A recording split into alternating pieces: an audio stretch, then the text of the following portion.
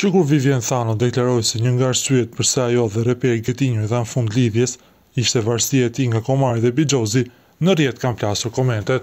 Lidhja e Vivian Thanos dhe Getinjos ka qenë së fundmi më e komentuara për shkak të deklaratave të tyre. Së fundmi, Vivian Thano duket se ka thëmbuar sërish ish partnerin e saj. Ditën e sotme, ajo ka postuar në Instagram një post ku shkruan: "Zoti më shpëtoi sërish." Ndërkohë ndjekësit menjëherë kanë marrë si kunj për ndarjen nga Getinjo dhe komentet kanë qenë të shumta. Me sa duket, thumbat mes tyre nuk do të ndalen kurrë.